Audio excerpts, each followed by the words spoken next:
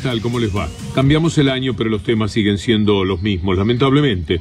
Hay que hablar de las tarifas, de lo que está pasando y de la situación que se le ha planteado a la mayoría de los hogares medios y vulnerables de la República Argentina frente a estos precios tremendos que tienen que afrontar otra vez en los primeros meses del año. Estuvo hablando Dietrich respecto a las tarifas y se mantuvo en que esto es absolutamente necesario y que cuando ellos dan un paso no retroceden, lo cual no es verdad. Ojalá lo hicieran, comprendiesen lo que está pasando con los ciudadanos argentinos, con la situación económica que plantea tener que dedicar absolutamente todo a pagar las benditas tarifas. Pero este cuadro que se anunció de transporte y también de aumento de luz y de gas, ¿es así? ¿Se queda así? Es así, se queda así.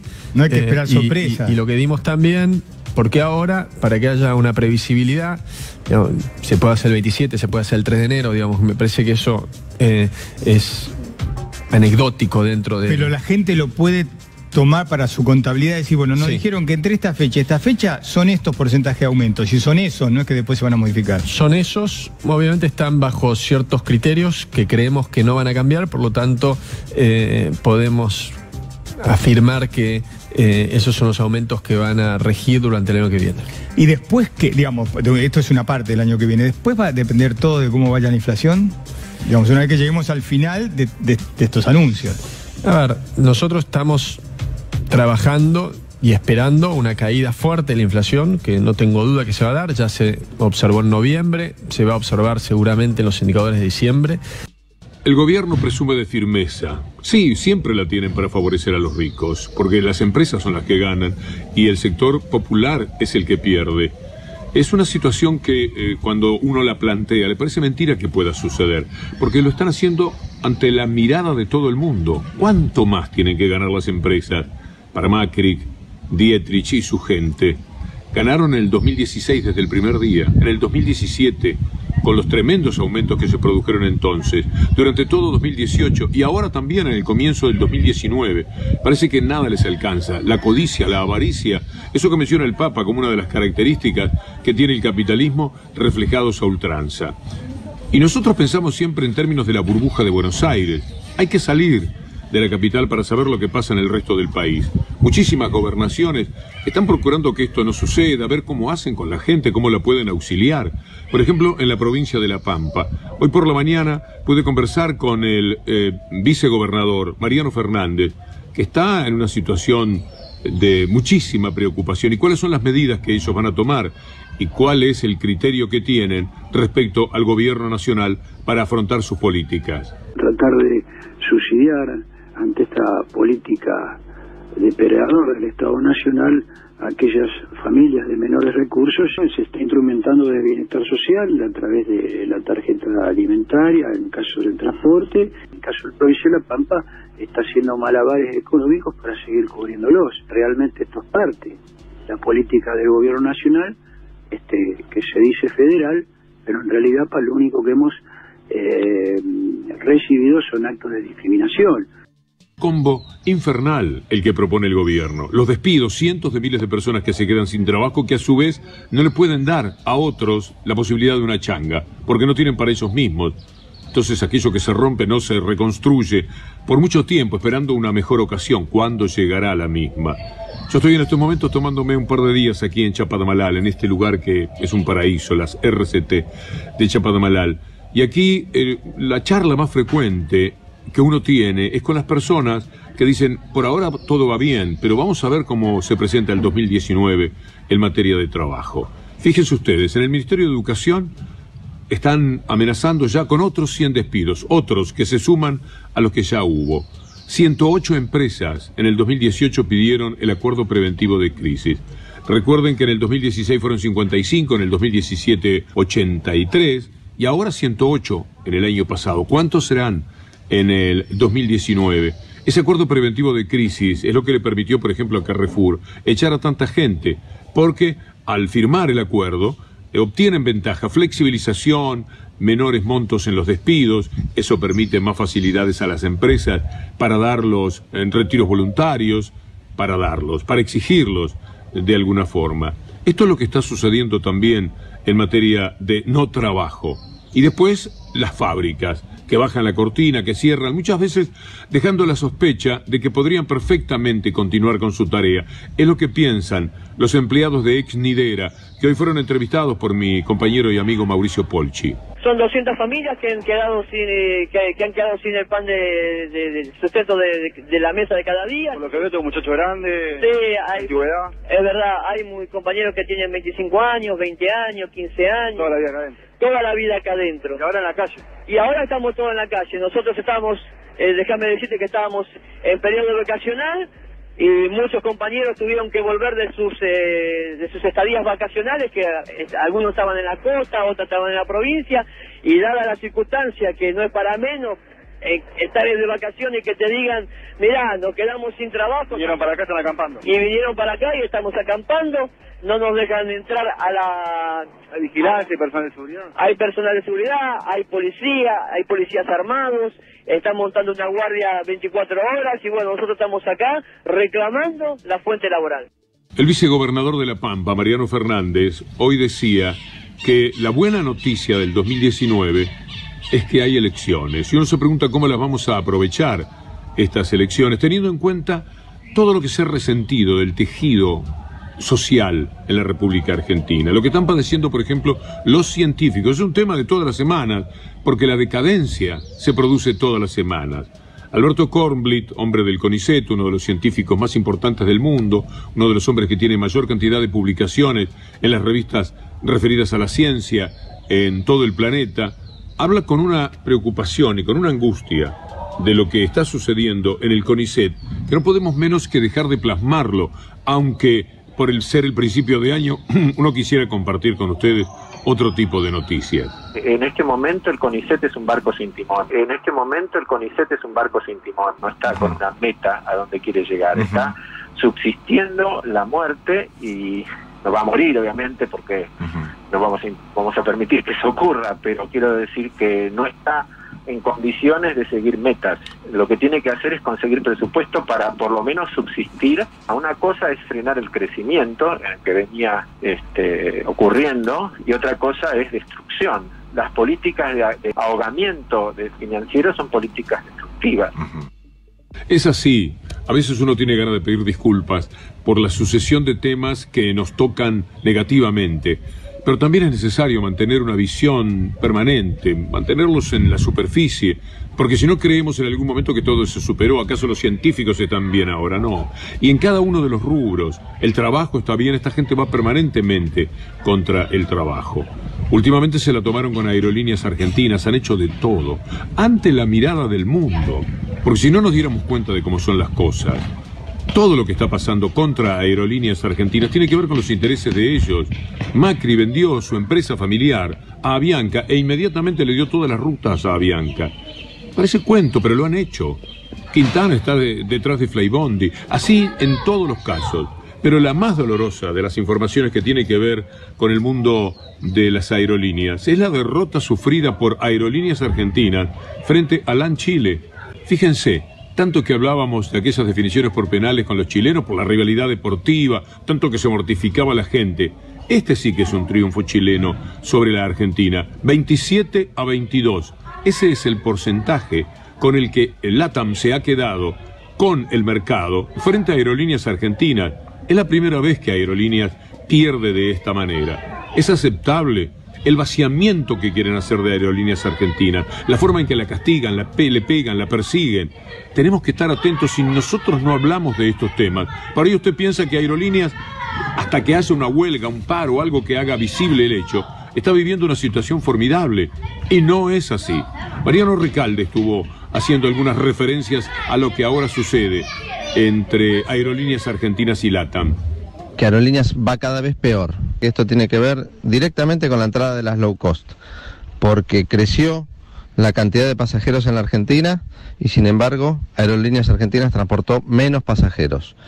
Este es el plan que buscaba el ministro Dietrich y el presidente Macri, de ir perjudicando, de ir achicando, de ir haciendo que Aerolíneas Argentinas tenga cada vez menos pasajeros para ir ocupando ese lugar con las empresas privadas. La privatización del transporte aéreo está en marcha con números bien claros que lo demuestran. Por ahí, saliendo de los temas que tienen que ver con el trabajo y las empresas que declinan, detrás de la que estamos siempre los individuos padeciéndolo, ¿hay alguna noticia que entibia el corazón? ¿Alguna información? El otro día fue robado un ciclista por un muchacho de la moto, el clásico motochorro. El ciclista lo persiguió, ya conocen seguramente la mayoría de ustedes la historia, lo alcanzó y con la policía pudieron reducirlo. Y después fueron a entrevistarlo. Naturalmente hay partidarios dentro de los medios de comunicación de la mano dura, porque esto es lo que los medios tratan de instalar permanentemente para que Macri pueda hablar como un tema saliente en el comienzo del año, de bajar la edad de imputabilidad a los 15 años, o para que nuevamente estén hablando de lo que van a hacer con los inmigrantes, para estigmatizarlos, para que se produzca una división más dentro de la sociedad.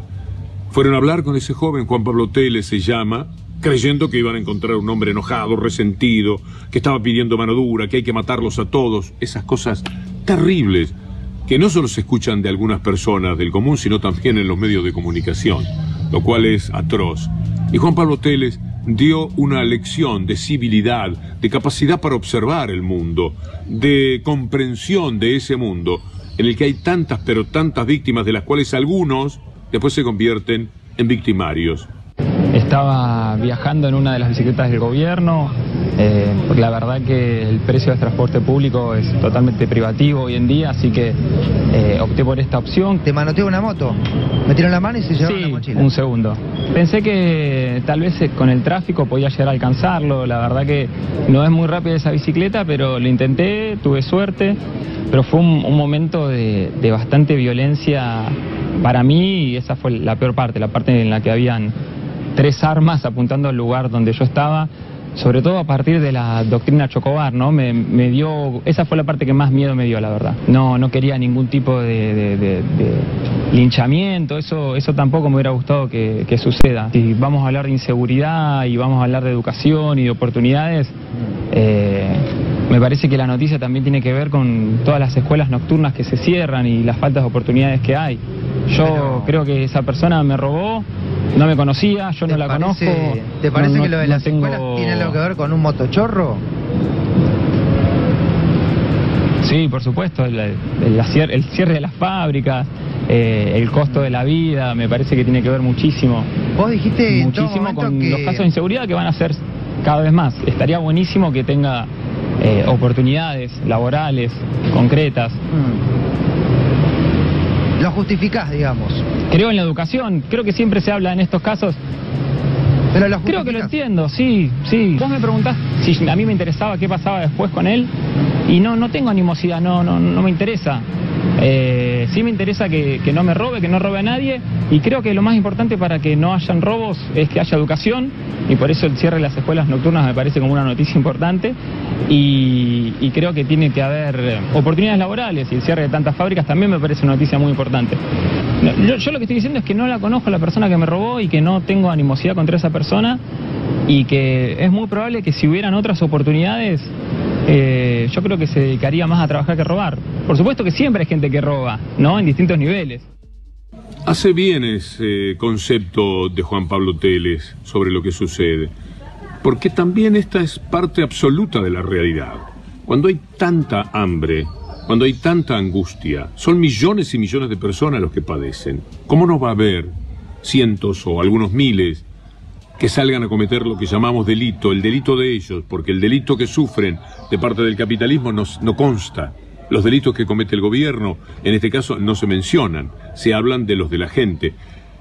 Delinquir por primera vez debe ser algo tremendo para aquel que nunca pensó que le iba a suceder. Y cuando la desesperación lo arrastra a eso, bueno, llega la hora del delito. Y después del primero, ya habrá naturalidad para estar dentro de ese mundo. Pero lo primero, en muchísimos casos, en una inmensa mayoría, porque no puede ser el delito una vocación, es la necesidad, es el empuje tremendo que dan las situaciones sociales que a ellos les toca padecer. Tal es así, que no hace mucho tiempo, vale la pena reiterarlo, aunque ya lo hemos visto en el programa, Perroni, el hombre más importante de la policía bonaerense, dijo que muchísima gente de la que él trata, de lo que los policías tienen que enfrentar, están cometiendo su primer delito. Hay un problema social que es obvio, que hace que la persona que tenga la necesidad de comer, por decirlo de alguna manera, el delito más simple aumenta, y es sobre el cual más estamos trabajando con las zonas rojas, porque es una cuestión. Hay gente que delinque, que es la primera vez que está pasando, que antes no lo hacía, pero por una necesidad más que de delinquir, la de un apremio económico, que es lo que está pasando. O sea, la pobreza y la exclusión más extrema lleva a que muchas personas salgan a robar para comer. Sí, por supuesto. Y se está trabajando sobre esta situación, porque el delito que menos está bajando es ese, el robo, el hurto, el asalto.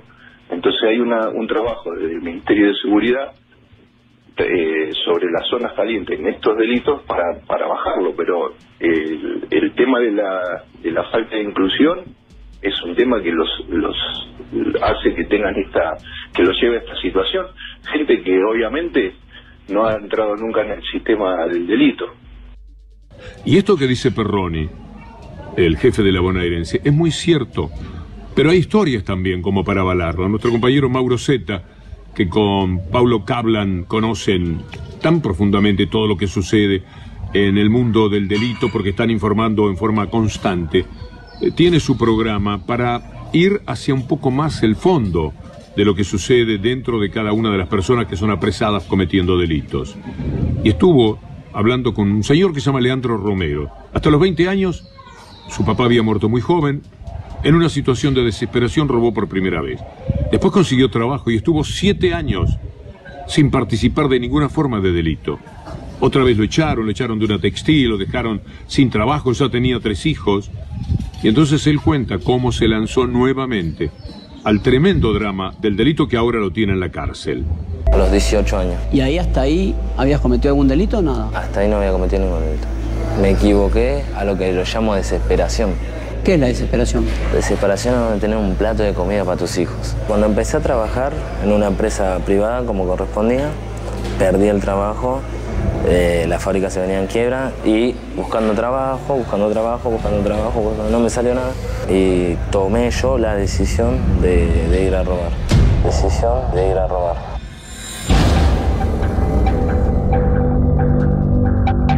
A ver, ¿cómo es tomar la decisión de ir a robar? ¿Vos trabajabas en qué empresa? ¿Empresa dedicada a qué? Una empresa textil. Textil. ¿Con quién vivías? Estaba viviendo con mi exmujer y mi hijo. ¿Pero así todo saliste a afanar? Así todo salía a afanar. Entramos con un amigo un día de lluvia, él fue directamente a la caja, yo estaba detrás de él cuestionando que no venga nadie. ¿Quién tenía arma? Él, estaba armado. ¿Y vos? No. Subimos al lote y nos fuimos. ¿Se llevan la plata a la caja? Nos llevamos la plata a la caja. ¿Se lo dijiste a tu mujer? Ella pensó que venía por otro lado, que yo llegué tarde a casa. Y no, a los 2 días le conté la verdad. La historia de Leandro Romero rompe el corazón. Hay que acercarse más profundamente a la misma, busquen la forma de hacerlo, porque vale la pena. Porque nos quita de encima algunos prejuicios de que hay personas que nacen nada más que para delinquir, y para matar, y para llevarse adelante a la gente, y nos mete el neoliberalismo en una lotería todavía mayor de la del propio capitalismo. Ruedas que van girando en sentido contrario. Las personas que hacen una vida más común y corriente, que son la inmensa mayoría, en una especie de rueda del infortunio que va contra la otra rueda, cada día más alimentada por el neoliberalismo, de más personas que están en la desesperación y que salen a delinquir. Y para esto el gobierno, ¿cómo se prepara? Diciendo, bueno, vamos a reprimir más, vamos a atacar más, vamos a ir cada vez más contra ese tipo de violencia, sin pensar en la violencia propia. Y ahí es cuando aparecen, por ejemplo, las pistolas Taser, que son presentadas como la panacea por parte de Patricia Bullrich. Bueno, en primer lugar, es una decisión que está tomada. Nosotros ya estamos analizando la posibilidad de una licitación para la compra de las primeras pistolas Taser. Lo está haciendo nuestra Secretaría de Coordinación, a cargo de Alberto Foric. Y queremos trabajar en lugares en los que lo que se precisa es un arma de carácter intermedio, porque el uso del arma o inclusive el robo que puede sufrir un policía o un miembro aeroportuario es mucho más complejo. Por ejemplo, en los trenes, cuando la policía está en un vagón de un tren, muchas veces el tren va con gente parada y no tiene posibilidad de salir rápido de un lugar a otro si hay una agresión. Tiene que andar entre la gente y el uso de un arma común es más complicado que un arma de carácter intermedio. Si el gobierno pudiera entender que no es por el camino de la represión, de tener más policías, sino del trasfondo que hay detrás de lo que llamamos el delito, si pudiera ir a las razones de fondo y de peso, pero ¿qué no va a hacer? Todo lo contrario, se aleja de todo eso, por ideología, por conveniencia en este momento, porque el neoliberalismo no le permite ni soñar con atender correctamente las necesidades de la gente. Entonces, va a haber muchos más que cometan delitos, tiene que haber mucho más represión. Nunca se va al fondo de la cuestión, ya no solo por el capitalismo, sino fundamentalmente por el neoliberalismo.